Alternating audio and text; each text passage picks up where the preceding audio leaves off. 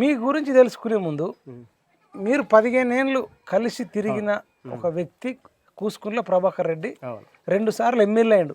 ఇదే గ్రామం వ్యక్తి, ఈ గ్రామంలో పుట్టిన వ్యక్తి.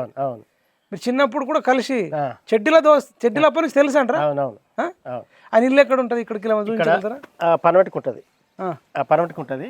ఏదన్నా అంటే వేప చెట్టు, వేప చెట్టు కాడనే, వేప చెట్టు కాడ సిమెంట్ తో ఉన్నది.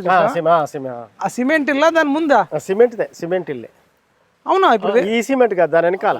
దాని వెనకాల అది ఒక డిష్ కనబడుతుంది. డిష్ వెనకాల, డిష్ వెనకాల ఇల్లు కూసుకుంట్ల ప్రభాకర్ రెడ్డి. ఇప్పుడు కూసుకుంట్ల ప్రభాకర్ రెడ్డి ఇంటికి మనం జస్ట్ ఒక 200 మీటర్ల దూరంలోనే 100-200 మీటర్ల నుండి మాట్లాడుతున్నాం. మరి కూసుకుంట్ల ప్రభాకర్ 2 సార్లు ఎమ్మెల్యే అయ్యాడు. ఏమేమి డెవలప్ చేసిండని ఇక్కడ అన్ని సౌకర్యాలు ఉన్నాయా? చెప్పనా, కూసుకుంట్ల ప్రభాకర్ రెడ్డి 2 సార్లు ఎమ్మెల్యే అయినా ఆయన సొంత ఇమేజ్ తోటి కాలే. అంతేనా?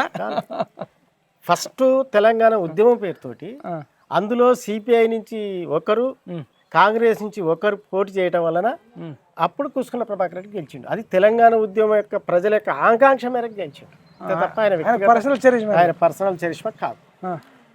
ఆ తర్వాత పోటీ చేస్తే రాజగోపాల్ రెడ్డి సార్ గెలిచిండు, కూసుకుంట్ల ప్రభాకర్ రెడ్డి సార్ ఓడిపోయి.